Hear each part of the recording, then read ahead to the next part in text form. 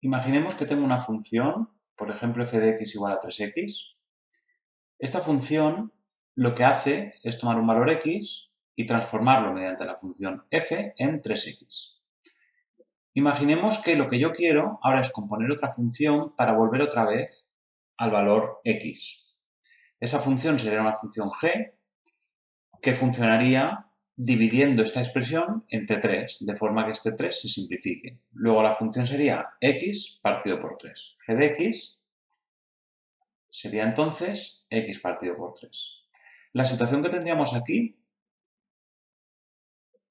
es que esto es una composición de funciones, es f compuesta con g, y lo que cumple es que f compuesta con g de x es igual a x. Es decir, al final, este valor x se transforma mediante la función compuesta en x, es decir, no sufre ninguna transformación, se queda igual. Bueno, cuando dos funciones cumplen esto, decimos que f y g son inversas.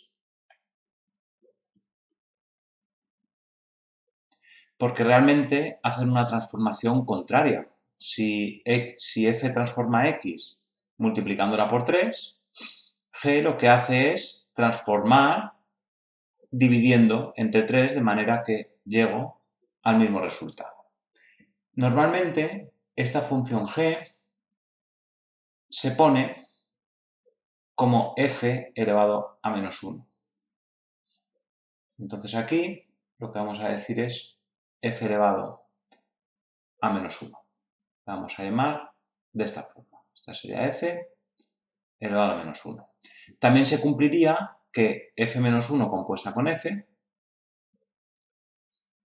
de x es igual a x. Vamos a ver otro ejemplo. Imaginemos que queremos hallar la función inversa de f de x igual a 2x. Entonces, en este caso, lo que tendríamos que hacer es dividir entre 2, porque si x se transforma en 2x por la función f, lo que tengo que hacer para volver a x es dividir entre 2. Luego, entonces, f a la menos 1, lo que haría es dividir a x entre 2.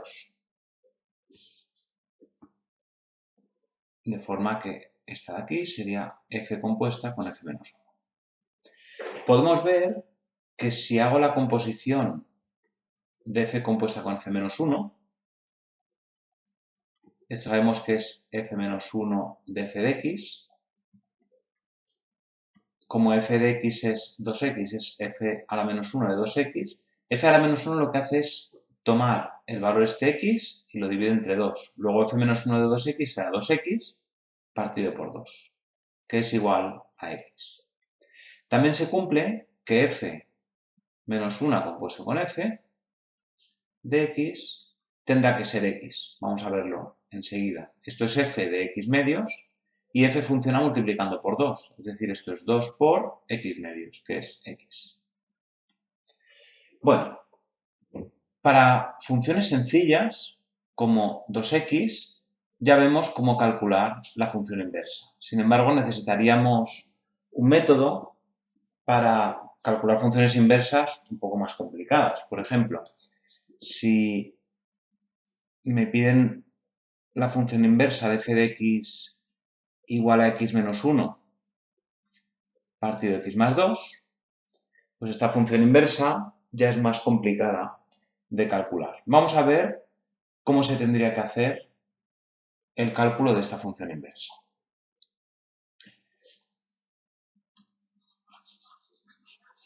Vamos a tomar esta función entonces, x menos 1 partido de x más 2, y vemos cómo calcular esta función inversa. f de x era x menos 1 entre x más 2. Bueno, aquí nos va a convenir tomar la notación de y en vez de f de x, igual a x menos 1 entre x más 2. Bueno, aquí de lo que se trata, entonces, es de despejar, en vez de despejar y, vamos a despejar el valor de x. Porque si quiero que la función haga precisamente la transformación contraria, lo que tengo que hacer es, en vez de poner y en función de x, poner x en función de y. Por lo tanto, vamos a ver, esta sería la forma 1, luego veremos la forma 2, que realmente es igual, pero es la que se suele utilizar más a menudo, entonces la vamos a ver también. La forma 1 sería despejar x. Vamos a ver si despejamos x. Bueno, pues suponiendo que y, pues como si fuera un parámetro. Pasaríamos esta parte a la izquierda multiplicando, me queda entonces y por x más 2 es x menos 1. Por lo tanto, ix más 2y es igual a x menos 1. Para despejar la x paso las x a la izquierda y todo lo demás a la derecha. Aquí saco factor común, teniendo en cuenta que aquí, aunque no aparezca, el coeficiente es un 1. Me queda entonces que x por y menos 1 es igual a menos 1 menos 2y. Y por lo tanto x es menos 1 menos 2y partido y menos 1. Esta sería la función inversa. Pero claro, normalmente estamos acostumbrados a que la variable independiente es x y la dependiente es y. Es decir, ponemos y en función de x, no x en función de y como estamos haciendo aquí. Por lo tanto, ahora lo que hacemos es simplemente un intercambio de nomenclatura de las variables. Cambiamos x por y.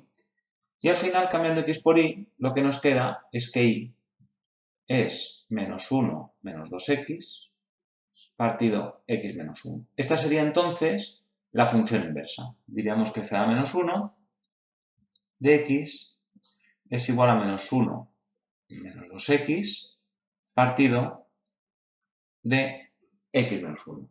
Este he dicho que es la forma 1. ¿Cuál es la forma 2? La que se suele utilizar en libros de texto es, en vez de despejar x y luego hacer este intercambio, se hace el intercambio directamente y lo que se despeja es la y. Vamos a verlo.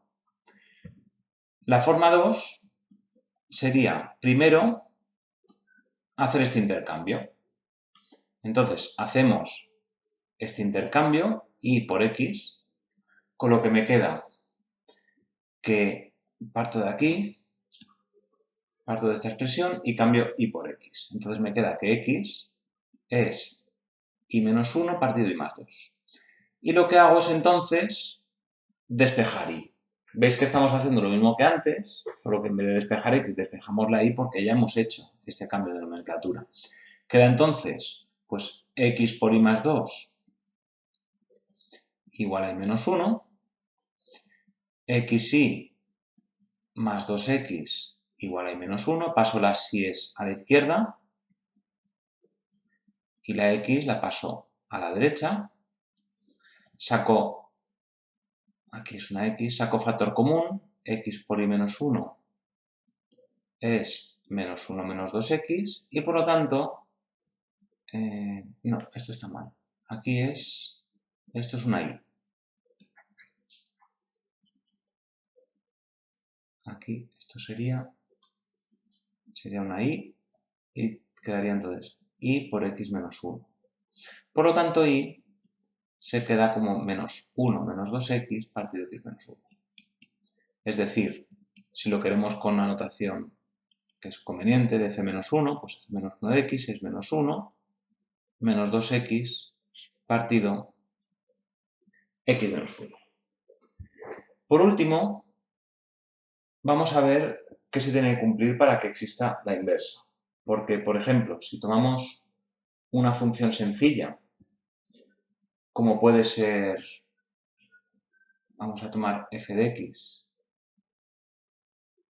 igual a x cuadrado, si trato de hallar la inversa, lo pondría con la notación igual a x cuadrado, intercambio las variables, me queda x igual a y cuadrado, y entonces si quiero despejar la y, me queda que raíz de x es igual a y. Es decir, y igual a raíz de x. Claro, y igual a más menos raíz de x, al despejar aquí. Y claro, ¿qué ocurre? Que esto no es una función.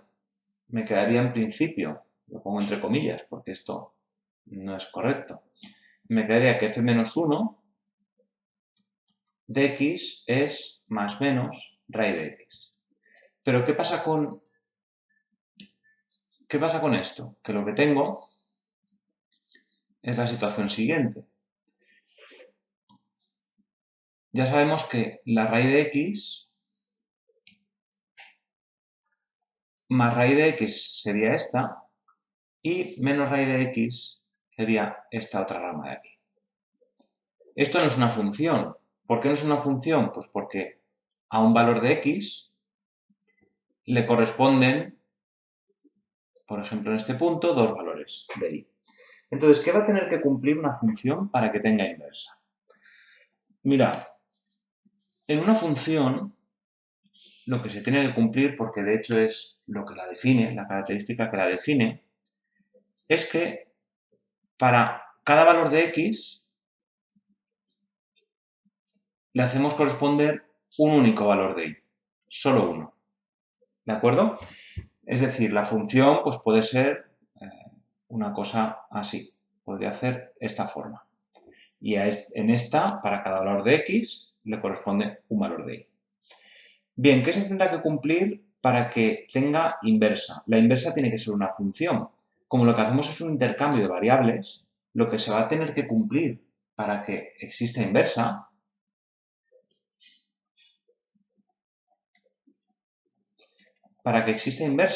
lo que se va a tener que cumplir es que en vez de para un valor de x que le corresponda a un valor de y, como lo vamos a intercambiar, lo que se tendrá que cumplir es que para un valor de y tenga solo un valor de x. Entonces, ha de cumplir que para un valor de y le corresponda solo un valor de x.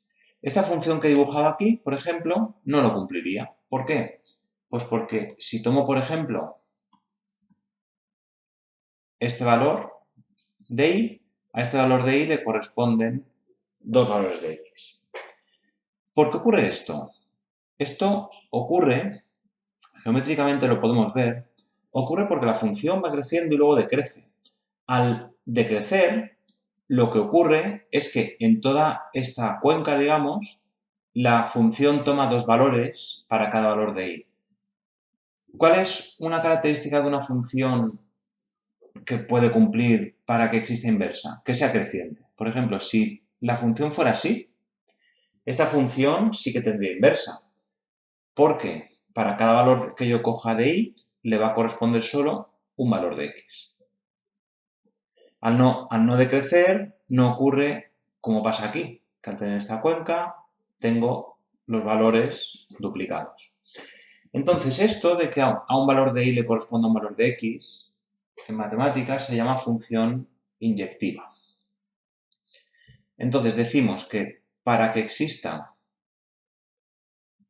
este es el símbolo de exista, para que exista f a la menos 1, f ha de ser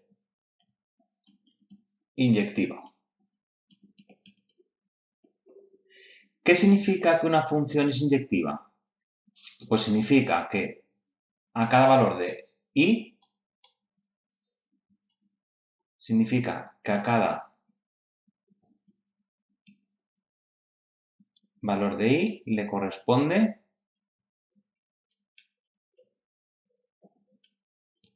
un único, y esto es lo importante, que es único valor de x. De todas formas, normalmente, de momento, no tendremos en cuenta estas consideraciones, pero conviene tenerlo claro ya.